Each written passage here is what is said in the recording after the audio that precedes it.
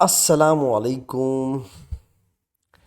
बेटा, आज से हम स्टार्ट करने लगे हैं ऑर्गेनिक केमिस्ट्री।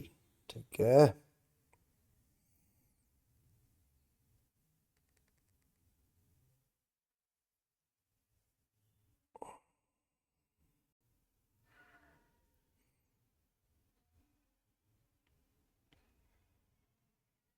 ऑर्गेनिक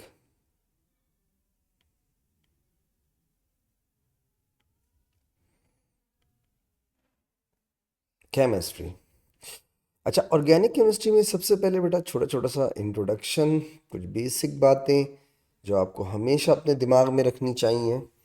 और ऑर्गेनिक को समझने के लिए बेटा, ठीक है, आपको कुछ बैकग्राउंड, कुछ छोटी छोटी बातें पता होनी चाहिए। जैसे फॉर एग्जांपल सबसे पहले स्टार्ट करता हूँ बेटा ऑर्गेनिक की डेफिनेशन से। मैं जैसे फॉर एग्जांपल हम ऑर्गेनिक केमिस्ट्री को कहते हैं बेटा केमिस्ट्री या स्टडी ऑफ हाइड्रोकार्बन्स। ठीक है, हम इसे कह सकते हैं it is study of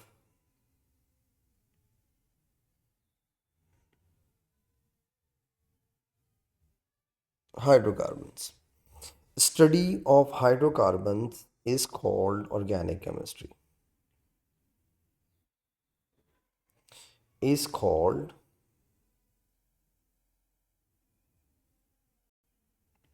organic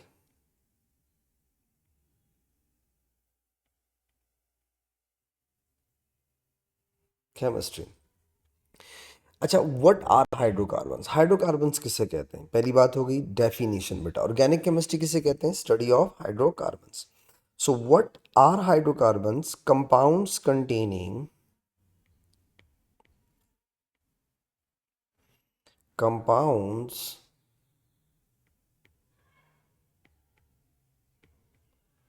containing carbon and hydrogen only बेटा। carbon and hydrogen, compounds containing carbon and hydrogen only बेटा। ऐसे कंपाउंड जिनमें सिर्फ कार्बन और हाइड्रोजन हो हम उन्हें हाइड्रोकार्बन्स कहते हैं। तो study of hydrocarbons is called organic chemistry.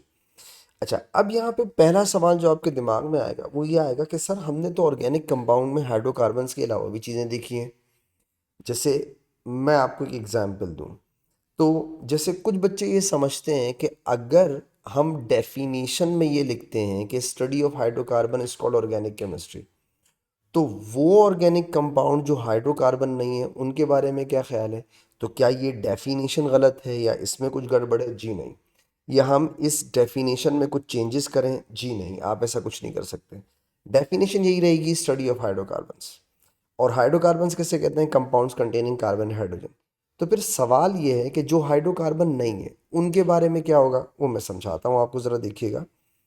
For example बेटा, जैसे मैं आपके सामने लिखता हूँ एक हाइड्रोकार्बन, ठीक है। सपोज ये एक हाइड्रोकार्बन है। आपने कहा इसमें सिर्फ कार्बन और हाइड्रोजन है, तो आप इसको बोलेंगे इट इज़ हाइड्रोकार्बन। अब वो ऑर्गेनिक कंपाउंड जो हाइड्रोकार्बन नहीं है, एग्जाम्पल देके समझाता हूँ। फॉर एग्जाम्पल बेटा, जैसे HCH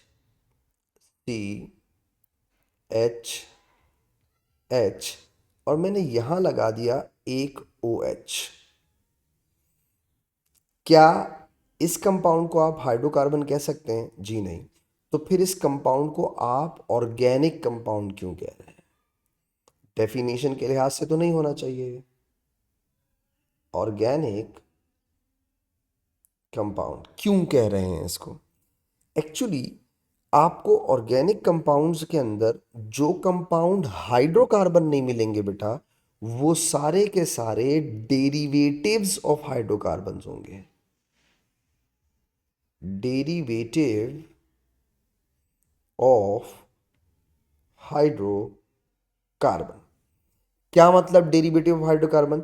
ये जो ऑर्गेनिक कंपाउंड है ये हाइड्रोकार्बन तो नहीं है, चलो ठीक है, लेकिन बेटा ये किस से बन के आया है? हाइड्रोकार्बन से बन के आया है।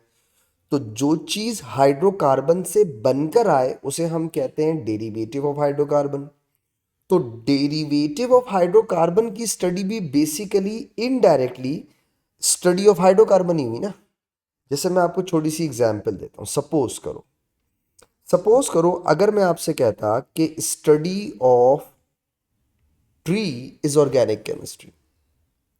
अब एक बच्चा है, वो ट्री की स्टडी नहीं कर रहा मगर वो वुडन डोर की स्टडी कर रहा है, तो क्या वो ऑर्गेनिक पढ़ रहा है? लेकिन जैसे फॉर एग्जांपल आप कहते हैं study of tree is organic, एक बच्चा स्टडी ऑफ वुडन डोर कर रहा है, तो क्या वो ऑर्गेनिक पढ़ रहा है? आप क्या बोलेंगे? हाँ, क्योंकि वुडन डोर की स्टडी का मतलब हो गया इनडायरेक्टली आप किसकी स्टडी कर रहे हैं? ट्री की।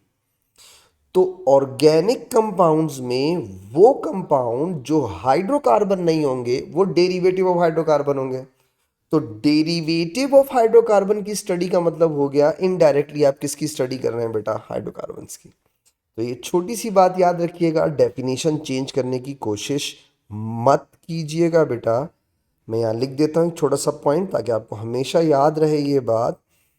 Compounds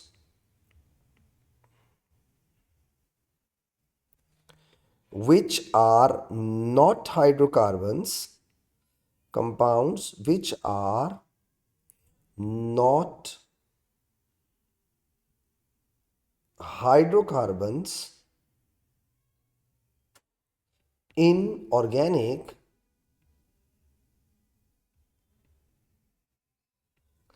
chemistry,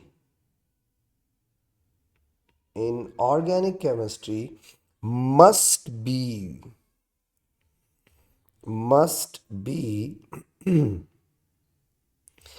derivatives of hydrocarbons। ठीक है, hence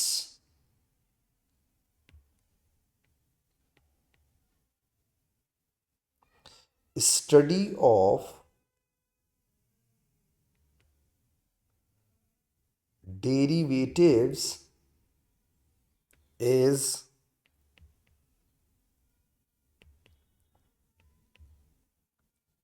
indirectly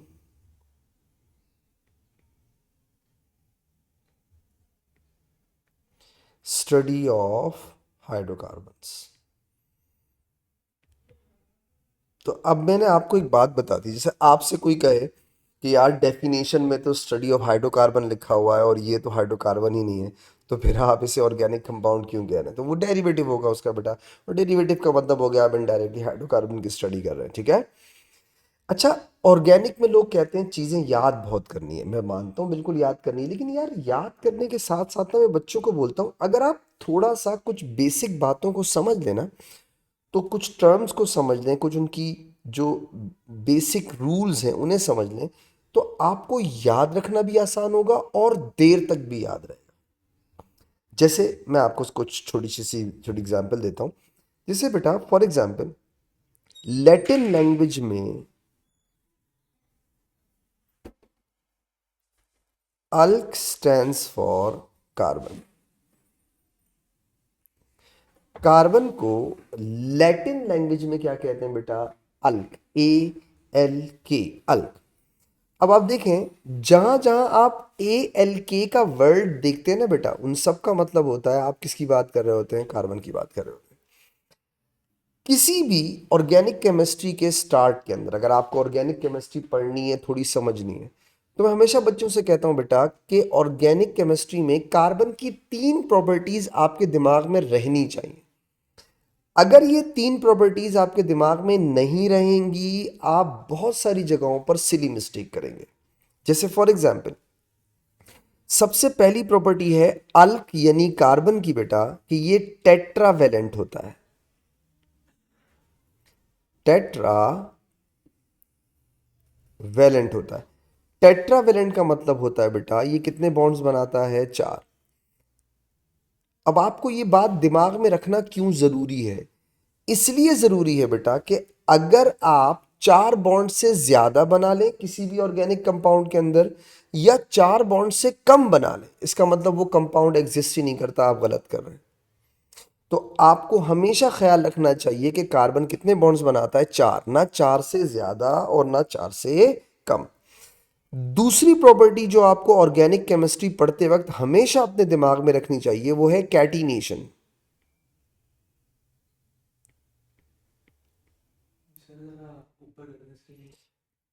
catenation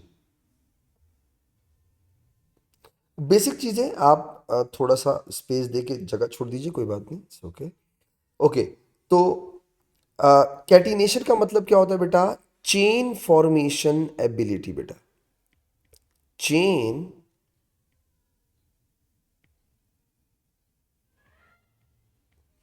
formation ability of carbon.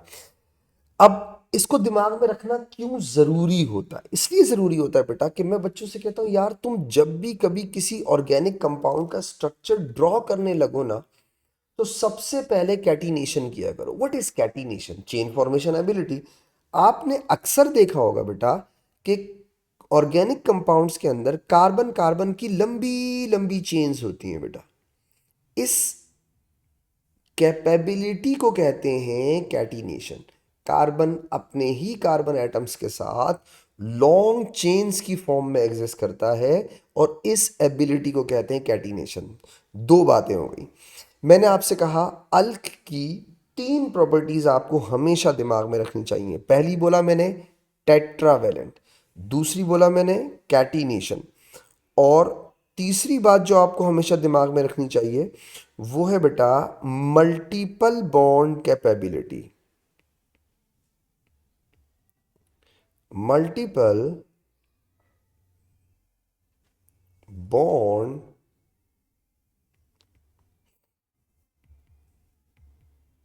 Capability.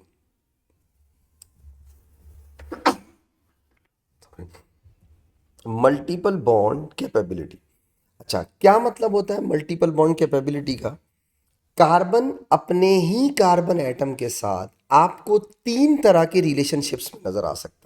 3, यानी आपने देखा होगा बेटा कि जब आप ऑर्गेनिक कंपाउंड्स को देखते हैं तो आपने कुछ ऑर्गेनिक कंपाउंड्स में ये नोट किया होगा कि कार्बन अपने कार्बन एटम के साथ सिंगल बॉन्डेड में है। आपने नोट किया होगा बेटा कार्बन अपने कार्बन के साथ डबल बॉन्ड की फॉर्म में है। आप नोट करेंगे बेटा कि कार्बन अपने कार्बन के साथ ट्रिपल बॉन्ड की फॉर्म में है। तो अब देखो, कार्बन को कहते हैं अल्क, ये लैटिन वर्ड है अल्क। और पता है ये जो सिंगल बॉन्ड आ जाए ना, सिंगल बॉन्ड के लिए हम लोग नेम के लास्ट में लगाते हैं एन। तो ऐसे ऑर्गेनिक कंपाउंड जिनमें कार्बन कार्बन सिंगल बॉन्ड हो बेटा, उन्हें आप जर्नली क्या कहते हैं? अल्केन। दोबारा देखिए, देखो alk stands for carbon, ALK, alk stands for carbon. और अगर कभी किसी ऑर्गेनिक कंपाउंड में मिनिमम एक डबल बॉन्ड आ जाए, मिनिमम, तो बेटा आप उसके नाम के आखिर में लिखते हैं ईन, तो नाम हो गया अल्कईन। इसी तरीके से बेटा अल्क अगेन किसे कहते हैं? कार्बन को। और ट्रिपल बॉन्ड की रिप्रेजेंटेशन के लिए हम नेम के लास्ट में लिखते हैं YNE बेटा, YNE। तो हम इसे क्या बोलेंगे? अल्काइन। तो अब अगर देखें आप तो ऑर्गेनिक कंपाउंड्स 3 तरह के हो गए। अल्केन जिनमें सिंगल बॉन्ड हो, अल्कीन जिनमें डबल बॉन्ड हो, और अल्काइन जिनमें ट्रिपल बॉन्ड हो। कभी कभी बच्चे पूछते हैं सर अगर कोई ऐसा ऑर्गेनिक कंपाउंड आ जाए जिसमें डबल और ट्रिपल बॉन्ड दोनों, तो कोई इशू नहीं है, मगर वो हमारे सिलेबस का पार्ट नहीं है। बट वैसे अगर आपको कभी इसका नाम जानना हो कि यार आपने बोला सिंगल वालों के नाम में एन लगाते हैं, डबल वालों के नाम में ईन लगाते हैं, ट्रिपल वालों के आइन लगाते हैं। सपोज करो कोई ऐसा हो जिसमें डबल बॉन्ड भी हो और ट्रिपल बॉन्ड भी हो, तो बेटा ऐसे हाइड्रोकार्बन्स को कहते हैं अल्क ईन आइन। ईन आइन कहते हैं, ये होता है अल्क ईन आइन, यानी उसमें ईन भी है और उसमें आइन भी है। तो ये जो मैंने लास्ट में लिखे हैं एन, ईन और आइन, ये basically single bond, double bond और ट्रिपल बॉन्ड को रिप्रेजेंट करते हैं। अल्क एन को जर्नली सैचुरेटेड भी कहा जाता है, हम पढ़ेंगे इसको ऐसा क्यों कहते हैं बेटा। और इसी तरीके से अल्कीन और अल्काइन को जर्नली अनसैचुरेटेड भी कहा जाता है। They are also known as unsaturated. तो हम जब रिएक्शंस वगैरह पढ़ेंगे, इनकी डिटेल पढ़ेंगे, तो वहां पे ये और डिटेल के साथ आ जाएगा। तो मैंने आपसे कहा बेटा कार्बन की 3 प्रॉपर्टीज आपके दिमाग में हर वक्त रहनी चाहिए अगर आप ऑर्गेनिक कंपाउंड या ऑर्गेनिक केमिस्ट्री की स्टडी कर रहे हैं बेटा। मैं आपको एक स्टेप और आगे लेके चलता हूं। एक और टर्म यूज होती है जिसे हम कहते हैं रेडिकल बेटा, ये भी आपको बहुत काम आएगा। रेडिकल, इसे ना अक्सर ऑर्गेनिक केमिस्ट्री में आप कैपिटल आर के नाम से देखते हैं। कहीं पे भी ऑर्गेनिक केमिस्ट्री में अगर कैपिटल आर लिखा हो बेटा तो उसका मतलब होता है रेडिकल। रेडिकल कहते हैं किसको है? पहले मैं डेफिनेशन लिखता हूं फिर मैं समझा देता हूं, ठीक है। Hydrocarbons in which hydrocarbons in which one valency of the carbon, one valency of carbon is free बेटा।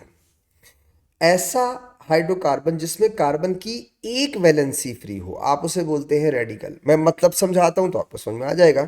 देखो बेटा, जैसे for example H, C, H, H और एच, ये मैंने आपके सामने लिखा है बेटा CH4, मीथेन जिसे कहते हैं। अच्छा, अब आप देखिए इसमें कार्बन की चारों वैलेंसीज फुलफिल्ड है, सेटिस्फाइड है। आप कुछ ना करें, आप इसकी एक वैलेंसी फ्री कर दें। अब देखो ऑब्वियस बात है, जब आपसे कोई कहता है कि यार किसी ऑर्गेनिक कंपाउंड के अंदर कार्बन की एक वैलेंसी फ्री करो, तो आपके दिमाग में पहला थॉट क्या आता है कि यार कोई ऐसा एटम हटा दो जिसने एक बॉन्ड बनाया हो। क्योंकि अगर आप वो एटम हटाएंगे जिसने एक बॉन्ड बनाया है तो उस एक बॉन्ड वाले को हटाने से उस कंपाउंड में कार्बन की एक वैलेंसी फ्री हो जाएगी। तो बेटा एक बॉन्ड किसने बनाया? हाइड्रोजन ने। तो अगर आप इसका एक हाइड्रोजन हटा दें, यानी ये बन जाए CH3, ये माइनस नहीं है, ये बॉन्ड है जो ये स्टिल बना सकता है। तो बेटा अगर मैं आपसे पूछूं क्या CH3 में कार्बन की सारी वैलेंसीज फुलफिल्ड हैं, आप कहेंगे नहीं, इसमें कार्बन अभी एक बॉन्ड और मजीद बना सकता है। तो ऐसे हाइड्रोकार्बन जिसमें कार्बन की एक वैलेंसी फ्री हो जाए, हम उन्हें कहते हैं दे आर रेडिकल। रेडिकल। अब देखिए बेटा, रेडिकल की भी रिप्रेजेंटेशन होती है। जैसे अल्क एन था, अल्क इन था, अल्क आइन था, वैसे अगर आप कभी किसी रेडिकल को रिप्रेजेंट करना चाहते हैं तो अल्क स्टैंड्स फॉर कार्बन, और बेटा रेडिकल की रिप्रेजेंटेशन के लिए नेम के लास्ट में लगाते हैं YL, तो इनका नाम क्या हो जाता है? अल्क आइल। अब आप देखो, अब आपके दिमाग में 4 टर्म्स आ गई। अल्केन हो गया, अल्कीन हो गया, अल्काइन हो गया और अल्काइल हो गया बेटा। तो अल्काइल किसे कहते हैं? ऐसे हाइड्रोकार्बन जिनमें कार्बन की एक वैलेंसी फ्री हो। आगे चलता हूं बेटा, ऑर्गेनिक काउंटिंग बेटा, हमेशा बच्चों को बोलता हूं आपकी जान छूट जाएगी अगर आप ऑर्गेनिक काउंटिंग याद कर लो। देखो दुनिया की हर लैंग्वेज में काउंटिंग होती है। आप उर्दू में बोलते हो 1 2 3 4 5, आप इंग्लिश में बोलते हो 1 2 3 4 5, आप पश्तो में बोलते हो यऊद वद्रे सलूर पिंजश पाक। तो बेटा आप ऑर्गेनिक में भी काउंटिंग करते हैं। तो ऑर्गेनिक जो होती है ना, उसमें भी इसकी एक काउंटिंग है। तो अगर आप ऑर्गेनिक काउंटिंग याद कर लेना आप तो सुकून हो जाएगा आपको, और मुझे यकीन है बहुत सारे बच्चों को तो याद होती है। जैसे ऑर्गेनिक काउंटिंग में बेटा 1 को कहते हैं मैथ या मीथ बेटा, 1 को कहते हैं मैथ। इसी तरह 2 को कहते हैं बेटा ईथ या एथ। इसी तरह 3 को कहते हैं बेटा प्रॉप। इसी तरह 4 को कहते हैं बेटा ब्यूट। इसी तरह 5 को कहते हैं बेटा पेंट। 6 को हम कहते हैं हैग्स। इसी तरह बेटा 7 को कहते हैं हम लोग हैप्ट। इसी तरह 8 को हम कहते हैं ऑक्ट। 9 को हम कहते हैं नॉन। और 10 को हम कहते हैं डेक। अगर आप ये ऑर्गेनिक काउंटिंग, मुझे यकीन है बहुत सारे बच्चों को ये पहले से याद होती है, भले ऑर्गेनिक आती हो ना आती हो, कम से कम ये काउंटिंग आती है। 1 meth, 2 eth, 3 prop, 4 but, 5 pent, 6 hex, 7 को हैप्ट, 8 को ऑक्ट, 9 को नॉन और 10 को डेक कहते हैं बेटा। इस काउंटिंग के याद करने से बेटा आपको बहुत सारे ऑर्गेनिक कंपाउंड्स के नाम याद रखना, समझना, उन नेमिंग की सेंस आसान हो जाती है। तो जो लोग ये याद रख देते हैं ना कि मीथ ईथ प्रॉप ब्यूट का मतलब क्या होता है, क्योंकि देखो बेटा अगर कभी किसी ऑर्गेनिक कंपाउंड में एक कार्बन होगा तो उसका नाम स्टार्ट मिथ से होगा। अगर किसी ऑर्गेनिक कंपाउंड में 5 कार्बन है तो उसका नाम हमेशा पेंट से शुरू होगा। तो अगर हम ये ऑर्गेनिक कंपाउंड में की सेंस को अपने दिमाग में रखना चाहते हैं या हम सीखना चाहते हैं तो हमें बस ये सिर्फ बेसिक ऑर्गेनिक काउंटिंग याद हो जाए ना, हमारे बहुत सारे मसले हल हो जाएंगे। आगे चल के देखिएगा आप, जब और थोड़ा एडवांस जाएंगे चीज़ें और अच्छी लगने लगेंगी आपको। ये हो गई ऑर्गेनिक काउंटिंग। अच्छा, अब हम एक काम करते हैं, इस ऑर्गेनिक काउंटिंग के बाद एक छोटा सा आप ऑर्गेनिक चार्ट में चाहूँगा आप मेरे साथ बनाइएगा बेटा। ज़रूरी है क्योंकि मैं समझता हूँ कि अगर ये जैसे मैं अक्सर वो मोल्स में एक छोटा सा चार्ट बनवाता हूँ बच्चों को, बेसिक चार्ट पहले लेक्चर में, तो मैं बच्चों से हमेशा कहता हूँ अगर आपको ये बेसिक चार्ट समझ में आ गया ना, आपको मोल्स की बेसिक समझ में आ जाएंगी। इसीलिए मैं कहता हूँ कि ये जो मैं ऑर्गेनिक का एक छोटा सा चार्ट बच्चों को बनाता हूँ, कुछ लोगों को बोरिंग लग रहा होता है, लेकिन मैं कहता हूँ यार ज़रूरी है, आप ज़रूर बनाया करें इसे। मैं तो कहता हूँ ज़िंदगी में एक दफ़ा ऑर्गेनिक का चार्ट पढ़े बगैर आगे कभी मत बढ़िएगा। ये बहुत छोटा सा एक चार्ट है।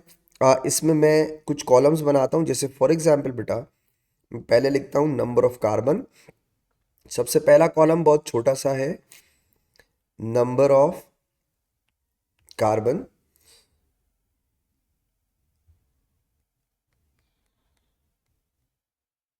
उसके बाद मैं फॉर्मूला लिखता हूँ। अब देखो इससे आपको इंशाल्लाह और बहुत सारी अच्छी चीज़ें समझ में आ जाएंगी। फॉर्मूला छोटा सा कॉलम होगा ये भी।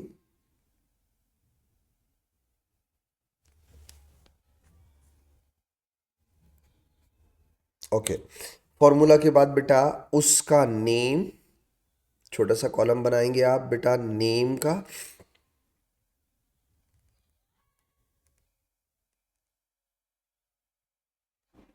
नेम के बाद स्ट्रक्चर का मैं ज़रा थोड़ा सा बड़ा सा कॉलम बनाइएगा, इसका जितना बड़ा हो सकता है ये।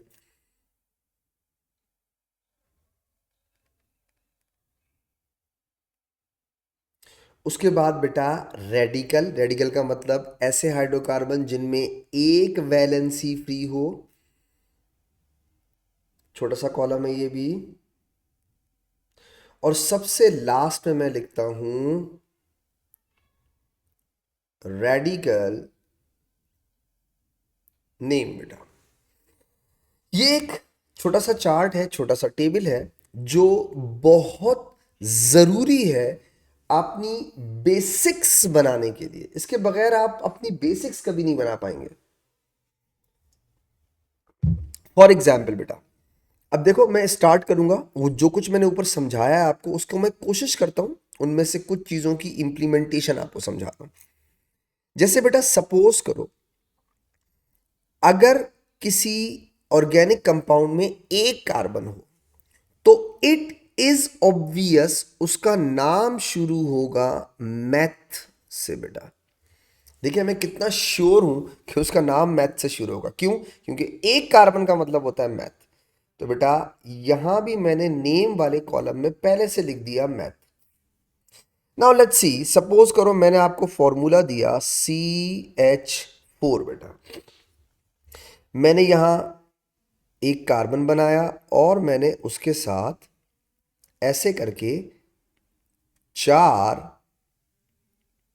हाइड्रोजन बना दिए। अब जो मैं पुरानी बात को अपनी रिकॉल करूं तो आपको खुद ब खुद समझ में आ जाएगा।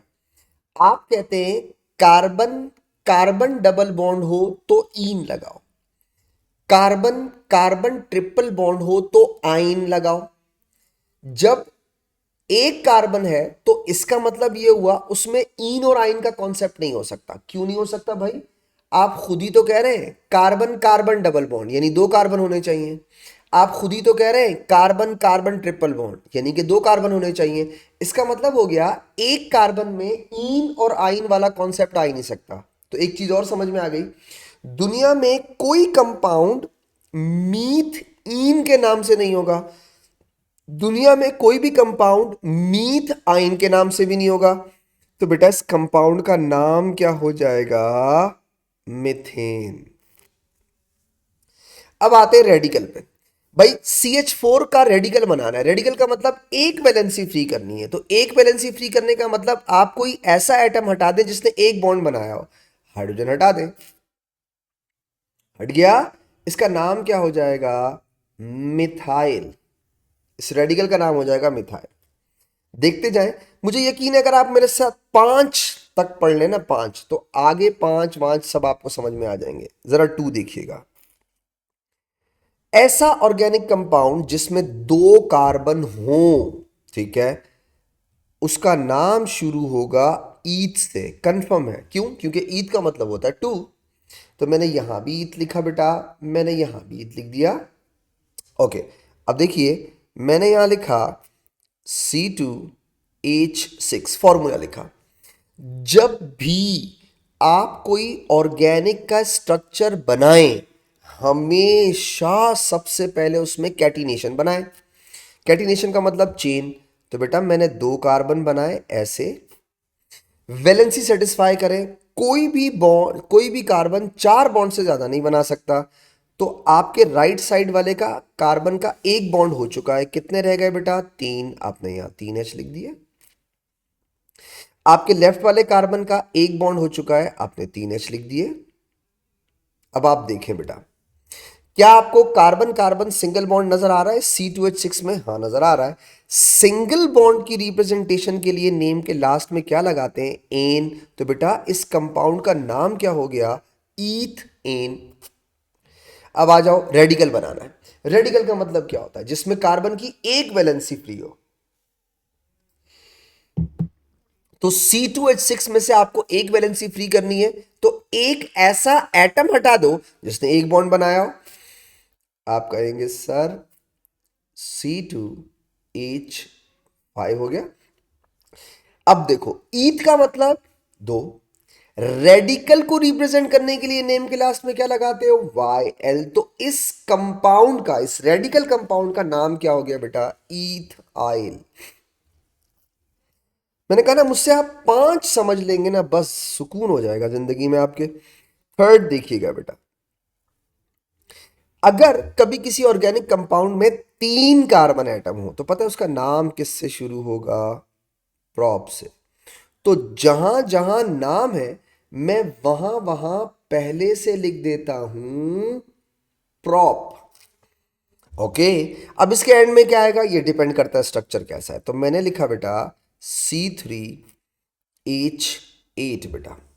आप देखिए सबसे पहले स्ट्रक्चर बनाते वक्त क्या बनाए? कैटिनेशन बनाए। तो आपने कैटिनेशन बनाई 1, यानी चेन बनाई 2, यानी के 3। वैलेंसी कैसे सेटिस्फाई करते हैं? कार्बन के 4 बॉन्ड से ना कम ना ज्यादा, तो जितने बॉन्ड कम है उतने हाइड्रोजन लगा दो। ये देखिए बेटा, 1 2 3 और ये वाला 4 हो गया। इसी तरह सेंटर वाले ने 2 बॉन्ड्स बना लिए हैं, 2 रह गए बेटा, आपने 2 हाइड्रोजन लगाए, 4 हो गए। इसी तरह लेफ्ट वाले का 1 बॉन्ड हो गया है बेटा, आपने 3 हाइड्रोजन लगा दिए तो 4 पूरे हो गए। कार्बन कार्बन सिंगल बॉन्ड की वजह से हम इसके नेम के लास्ट में लगाते हैं एन, तो इस कंपाउंड का नाम हो गया प्रोप एन। आगे चलिए, अगर मुझे प्रोपेन का रेडिकल बनाना तो आप कहेंगे सर एक वैलेंसी फ्री कर दें, तो C3H8 की जगह हो जाएगा C3H7। और बेटा रेडिकल को रिप्रेजेंट करने के लिए नेम के लास्ट में लगाते हैं YL, तो इस कंपाउंड का नाम हो गया प्रोपाइल। फोर्थ वन बेटा, चौथा, 4 को कहते हैं ब्यूट। तो मैंने नाम की जगह पे बेटा पहले से लिख दिया ब्यूट। मैं बच्चों को हमेशा शुरू के 5 थोड़े से तमीज से डिटेल से समझाता हूं ताकि उनको सीक्वेंस समझ में आ जाए। बस एक दफा तो बेसिक्स है ना, तो ये ज़रूरी है, ये आपको पता होना चाहिए, वरना तो फिर बेटा आप आगे चल के गड़बड़ियां करेंगे इसके अंदर। ब्यूट, मैंने आपको फॉर्मूला दिया बेटा C4H10 बेटा। ओके, आपने सबसे पहले कैटिनेशन करनी है, तो 1 तो 2 तो 3 और ये 4, ठीक है। वैलेंसी सेटिस्फाई कैसे करते हैं? कार्बन के 4 बॉन्ड से ना ज्यादा ना कम, तो 1 ये 2 ये 3 और ये वाला 4 हो गया। इसके 2 बॉन्ड्स हो चुके हैं, मैं राइट से लेफ्ट आ रहा हूं, तो 2 रह गए, आपने 2H लिखे। इसी तरह इसके 2 बॉन्ड हो गए हैं, 2H रह गए, इसका 1 बॉन्ड हो गया है, 2H रह गए हैं बेटा। क्या सारे कार्बन कार्बन सिंगल बॉन्ड हैं? हाँ है। तो बेटा सिंगल बॉन्ड की रिप्रेजेंटेशन के लिए नेम के लास्ट में क्या लगाते हैं? एन, तो इस कंपाउंड का नाम क्या हो गया बेटा? ब्यूट एन। आ जाए बेटा आगे, अगर मैं चाहूं कि मैं ब्यूटेन का रेडिकल बनाऊं तो बेटा C4H10 की जगह हो जाएगा, एक वैलेंसी फ्री कर दो, C4H9, इसका नाम क्या होगा? ब्यूटाइल। पांचवा बेटा, फिफ्थ वन, इसे कहते हैं पेंट। किसी भी ऑर्गेनिक कंपाउंड में अगर 5 कार्बन होंगे बेटा, तो उसका नाम किससे स्टार्ट होगा? पेंट से। तो मैंने पहले से लिख दिया पेंट, और मैंने पहले से लिख दिया नेम की जगह पे पेंट। अब आप देखें, पेंटेन में 5 कार्बन, पेंटीन में 5 कार्बन, पेंटाइन में 5 carbon, pentanol 5 carbon, pentanoic acid 5 carbon, pentanal 5 carbon, pentanone 5 carbon. अब आप सोचे, अगर कोई आपसे कहे इथाइल प्रोपनोएट में कितने कार्बन है, तो आप बोलेंगे इथाइल प्रोपनोएट। ईथ का मतलब 2, प्रोप का मतलब 3, तो बेटा 2 और 3 कितने हो गए? 5। कितना आसान हो जाता है अगर आप ऑर्गेनिक काउंटिंग को दिमाग में रखें। 5 को कहते हैं पेंट, मैंने लिखा बेटा C5H12, राइट। अब अगर आप इसकी सबसे पहले कैटिनेशन बनाएं, 1 2 3 4 5, मैं आपको एक और तरीके से बताता हूं, एक आसान तरीका इसका स्ट्रक्चर जल्दी से बनाने का। जितनी वैलेंसीज कम हो उतने हाइड्रोजन डायरेक्टली लगा दो। जैसे सबसे राइट वाले का 1 बॉन्ड हो गया है बेटा, आपने 3 हाइड्रोजन ऐसे लगा दिए, आप कर सकते हैं ऐसे। इसके 2 बॉन्ड हो गए, 2 हाइड्रोजन लगा दिए, 2 बॉन्ड हो गए, 2 हाइड्रोजन लगा दिए, 2 बॉन्ड हो गए, 2 हाइड्रोजन लगा दिए, 1 बॉन्ड हो गया, 3 हाइड्रोजन लगा दिए बेटा। सारे सिंगल बॉन्ड हैं, आपने नेम के लास्ट में लिखा बेटा एन, तो नाम हो गया पेंट एन। अब आप इसका रेडिकल बनाना चाहें तो आप बोलेंगे बेटा C5H11, और इसका नाम क्या हो जाएगा? पेंटाइल। मैं चाहूंगा, मेरी ऐसी ख्वाहिश है कि आप ना इसे छोड़िएगा मत, पूरा कंप्लीट कीजिएगा, ठीक है। मैं बस यहीं तक कर रहा हूं, मुझे यकीन है बाकी आप खुद कर लेंगे। 6 को कहते हैं हेग्स, या आप पूरा करेंगे। और अगर आप एक दफ़ा इसे कंप्लीट कर लेंगे ना, मैंने कहा ना थोड़ा सा बोरियत लगती है बच्चों को कि सर ये तो समझ में आ गया बस चले, ठीक है, लेकिन ना बनाए ज़रूर, ज़िंदगी में एक दफ़ा इसको ज़रूर बनाया करें। आपकी बेसिक्स बहुत अच्छी हो जाएंगी। C6H14, तो जहां जहां नेम है वहां नाम हेक्स से ही शुरू होगा बेटा। 7 को कहते हैं बेटा हेप्ट, तो मैंने पहले से लिख दिया हेप्ट। फॉर्मूला मैं दे रहा हूं, कंप्लीट आप खुद करेंगे बेटा इसको। इसी तरह 8 को कहते हैं बेटा ऑक्ट, तो मैंने यहां पहले से लिख दिया ऑक्ट C8H18। इसी तरह बेटा 9 को कहते हैं नॉन, 9 को कहते हैं बेटा नॉन, और C9H20। द लास्ट वन बेटा, आखिरी, आपने इसे कंप्लीट करना है, याद रखना, छोड़ना मत इसको। 10 को बोलते हैं बेटा डैक, तो जहां नाम होगा स्टार, डैक से ही होगा वो। और फॉर्मूला लिख देता हूं मैं C10H22 बेटा। तो अगर आप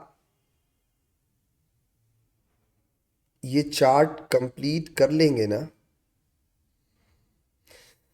सुकून हो जाएगा। मैं कहता हूं बेटा जिंदगी में एक बार इस चार्ट को जरूर बना लो, ताकि तुम्हें बात समझ आ जाए। ये देखें बेटा, सही है। तो ये जो चार्ट मैंने आपके लिए अधूरा छोड़ा है, 5 मैंने किए हैं, 5 आपने करने हैं। मैं आगे बढ़ता हूं एक स्टेप और। हमने पहले इंट्रोडक्शन किया, छोटी छोटी चीजें पढ़ी। एक और छोटी सी चीज है जो यहां भी बार बार यूज होगी बेटा, और उसका नाम है होमोलोगस सीरीज बेटा।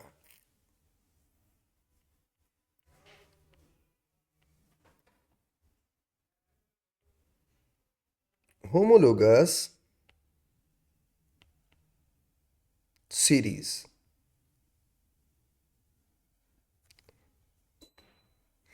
Homologous series. अच्छा, मुझे यकीन है आपको याद होगा, होमोलोगस सीरीज के बारे में थोड़ा बहुत आइडिया होगा। अब मैं आपको थोड़ा सा और आइडिया देता हूं जरा। होमोलोगस सीरीज किसे कहते हैं, पहले मैं डेफिनेशन लिख दूं फिर मैं आगे बढ़ता हूं। Series of compound, series of compounds in which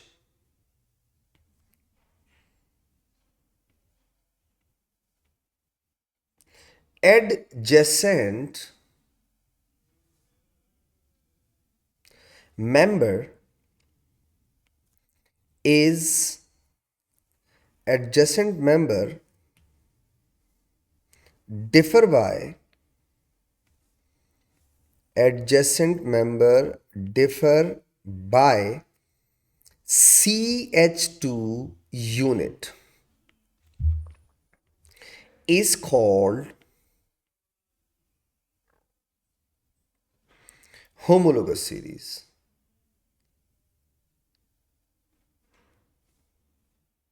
Homologous series. मैं कुछ एग्जाम्पल दूंगा तो बात समझ में आ जाएगी। फॉर एग्जाम्पल बेटा, अभी थोड़ी देर पहले मैंने आपको एक टेबल बना के दिया, राइट, छोटा सा टेबल बना के दिया। और इस टेबल को देखिएगा, उस टेबल में से मैं सबसे ये लेफ्ट वाली जो सीरीज है इसे मैं अलग से लिख रहा हूँ, ठीक है। ये वाली सीरीज जो है ना, ये वाली सीरीज, इसको मैं अलग से लिख रहा हूँ ताकि मैं कुछ समझा सकूँ आपको। देखिएगा, फॉर एग्जाम्पल बेटा, सबसे पहला मेंबर जो मैंने फॉर्मूला लिखा हुआ था वो था CH4। उसके नीचे मैंने लिखा हुआ था बेटा C2H6। उसके नीचे मैंने लिखा हुआ था बेटा C3H8। उसके नीचे मैंने लिखा हुआ है C4H10। उसके नीचे C5H12 एंड सो। चेक करें इस पूरी सीरीज में सारे सिंगल बॉन्ड हैं, हाँ है। अभी जो हमने बनाया ऊपर स्ट्रक्चर बनाए, ये देखिए बेटा, ये जो मैंने स्ट्रक्चर्स बनाए ये सब सीरीज इसी फॉर्मूला के स्ट्रक्चर्स हैं, सब में सिंगल बॉन्ड है, हाँ है। तो मैं चाहता हूं मैं इस पूरे कंपाउंड का एक जर्नल, सीरीज ऑफ कंपाउंड का जर्नल नेम सजेस्ट कर दूं। तो बेटा कार्बन को कहते हैं अल्क, और इनमें सब सिंगल बॉन्ड हैं, तो मैंने नेम के लास्ट में क्या लगा दिया, एन। तो इस सीरीज का नाम क्या हो गया बेटा, अल्क एन। अब चेक करते हैं, क्या इस सीरीज को आप होमोलोगस सीरीज कह सकते हैं। चेक कीजिएगा हर एडजेसेंट मेंबर कितने डिफरेंस से आ रहा है।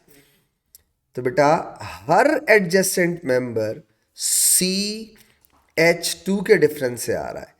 हर एडजेसेंट मेंबर CH2, आने वाला मेंबर CH2 के डिफरेंस से आ रहा है। और ऐसी सीरीज ऑफ कंपाउंड जिसमें एडजेसेंट मेंबर CH2 के डिफरेंस से आए, आप उसे कहते हैं इट्स अ होमोलोगस सीरीज। अगर आप इस टेबल के राइट साइड पे देखें, ये जो मैंने रेडिकल्स की बनाई हुई है, हम इसे भी पूरी जरा चेक करते हैं। अबे इसको चेक करते हैं, देखें क्या हुआ इसके अंदर। फॉर एग्जाम्पल बेटा, जैसे मैंने यहां लिखा, इसका पहला मेंबर था CH3, इसका दूसरा मेंबर था C2H5, इसका तीसरा मेंबर था C3H7, एक एक H कम है इसमें। फिर मेंबर था C4H9, उसके नीचे है C5H11 and so on. Same वही बात मैं चाहता हूं, मैं इस पूरी सीरीज को एक जर्नल नेम सजेस्ट कर दूं। तो बेटा आप कहेंगे सर अल्क स्टैंड्स फॉर कार्बन, और इस पूरी सीरीज ऑफ कंपाउंड में हर कार्बन की एक एक वैलेंसी फ्री है। उस एक फ्री वैलेंसी की वजह से ये हो गया कि ये सब रेडिकल हो गए।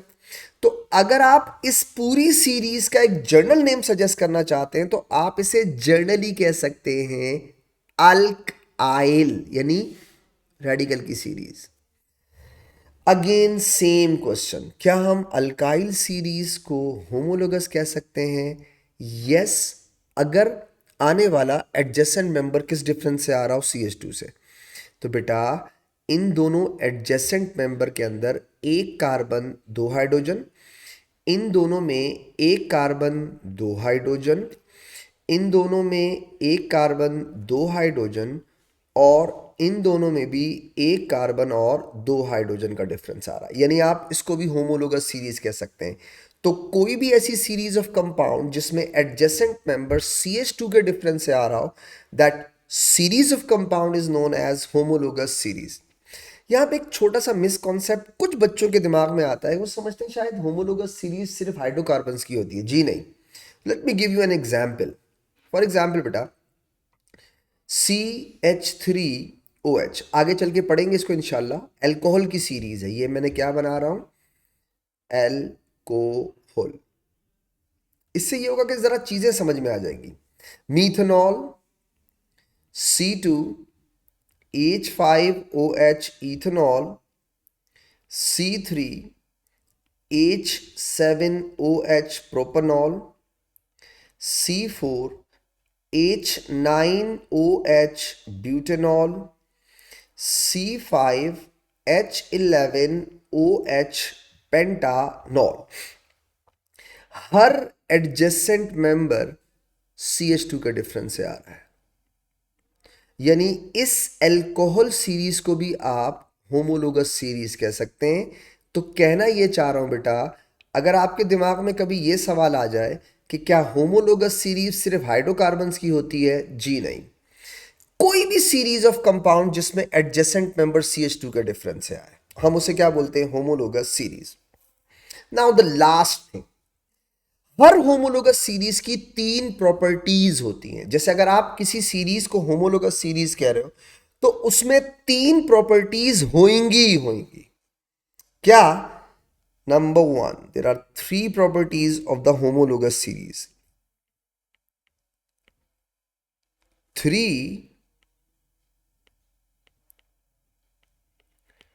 properties of every homologous series, sorry, every homologous series बेटा।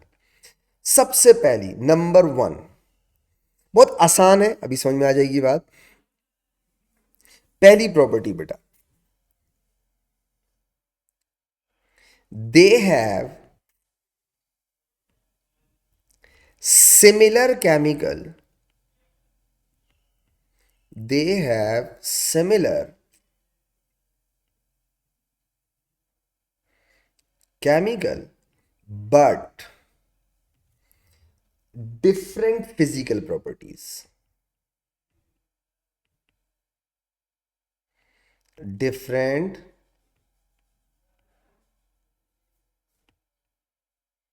physical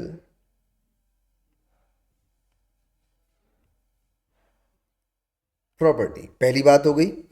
अच्छा, क्या मतलब? देखो बेटा, कोई भी एक सीरीज उठा लो, अल्केन की सीरीज को ऊपर से नीचे देख लो बेटा, आप गौर से देखें, मॉलिक्यूलर फॉर्मूला चेंज हो रहा है, मास चेंज होगा, डेंसिटी चेंज होगी, स्टेट चेंज हो जाती है, मेल्टिंग बॉइलिंग पॉइंट चेंज हो जाते हैं, वोलेटाइलिटी चेंज हो जाती है।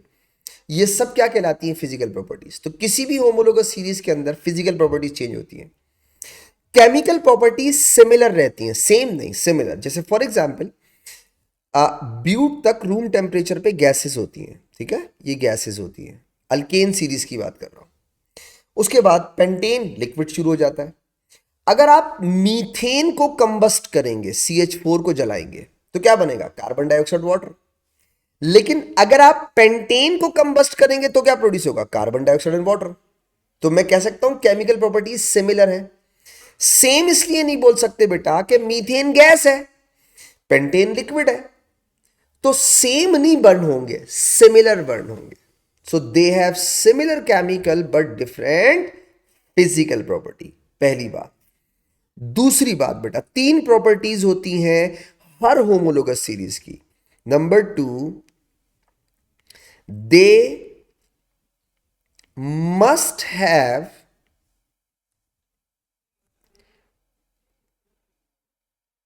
अ जनरल फॉर्मूला।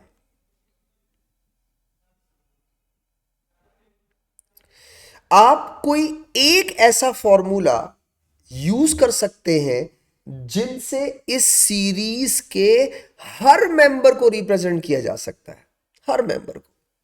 बहुत सारे बच्चों को याद भी होता है ये पहले से ही। जैसे अल्क एन का जनरल फॉर्मूला होता है जिससे आप इसके हर मेंबर को रिप्रेजेंट कर सकते हैं, वो है CnH2n प्लस 2 बेटा। एन क्या है? Number of carbon atom. अब आप एन की जगह नंबर ऑफ कार्बन रखें, अल्केन के किसी भी मेंबर को आप प्रूव कर सकते हैं, ये फॉर्मूला होगा इसका, जनरल फॉर्मूला। यानी एक ऐसा फॉर्मूला जो इसके हर मेंबर को रिप्रेजेंट कर सकता है, एक बात। अच्छा, जैसे अल्काइल है, हाँ है, तो अल्काइल और अल्केन में सिर्फ एक हाइड्रोजन का फर्क है। तो आप सोचो, अगर आप अल्केन का जनरल फॉर्मूला लिखते हो CnH2n प्लस 2, तो बेटा उसमें 1 है, एक हाइड्रोजन का कम है ना, तो वहां पे क्या हो जाएगा? एक हाइड्रोजन कम करना है, प्लस 2 की जगह यहां क्या हो जाएगा? CnH2n plus 1। इसका मतलब है अल्कोहल का भी एक जनरल फॉर्मूला होना चाहिए, बिल्कुल, और इसका ज्यादा आसान है। ये मैं बच्चों को हमेशा कहता हूं, आप दुनिया की किसी भी सीरीज का जनरल फॉर्मूला बनाए ना, तो आप हमेशा सबसे पहले दिमाग में ना, या स्टैंडर्ड अल्काइल को रखा करें, अल्काइल को, CnH2n प्लस 1 को। क्यों? एग्जाम्पल देता हूं। जरा अल्कोहल देखे बेटा, अल्कोहल को OH हटा दें, पहला मेंबर वही है, मिथाइल। गौर से देखें, CH3, ये भी CH3 है। दूसरा मेंबर C2H5, ये देखें C2H5। तीसरा मेंबर C3H7, तीसरा मेंबर C3H7। चौथा मेंबर C4H9, C4H9, है ना? नहीं है? तो बेटा, अब अगर आपको अल्कोहल का जनरल फॉर्मूला बनाना हो तो कितना आसान है कि शुरू में तो पूरी अल्काइल सीरीज आ रही है, तो ये क्या बन जाएगा? CnH2n प्लस 1 तो है, साथ में क्या चीज कॉमन आती जा रही है बेटा? OH। जनरल फॉर्मूला हो गया किसका? अल्कोहल का। तो दूसरी बात, दे must have a general formula. तीसरी और आखिरी बात बेटा, दे मस्ट हैव, तीसरी बात, दे must have same functional group.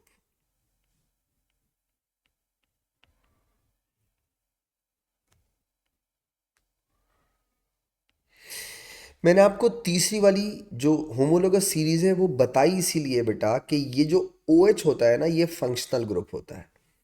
O H is a functional group, तो आप इसे कहते हैं फंक्शनल ग्रुप। हम चल के पढ़ेंगे आगे कि फंक्शनल ग्रुप किससे कहते हैं। तो आप चेक करें बेटा, इस पूरी सीरीज में अगर आप कहते हैं O H is a functional group, तो देखो बेटा हर मेंबर में सेम फंक्शनल ग्रुप आ रहा है, सेम फंक्शनल ग्रुप। किसी भी होमोलोगस सीरीज की बेटा, अगर आप किसी सीरीज ऑफ कंपाउंड को होमोलोगस सीरीज कह रहे हैं बेटा, तो उसमें ये तीन प्रॉपर्टीज होंगी ही होंगी। ऐसा हो नहीं सकता कि कोई चीज होमोलोगस सीरीज हो और उसमें ये तीन प्रॉपर्टीज ना हो। और डेफिनेशन क्या है बेटा कि एडजेसेंट मेंबर CH2 के डिफरेंस से आएगा और तीन प्रॉपर्टीज होंगी उसकी, कि similar chemical different physical property, they must have a general formula and they have same functional group. आज यहीं तक रखते हैं इसको, कल इंशाल्लाह इससे नेक्स्ट आगे चलेंगे और फंक्शनल ग्रुप से इंशाल्लाह स्टार्ट करेंगे। ठीक है, थैंक यू सो मच।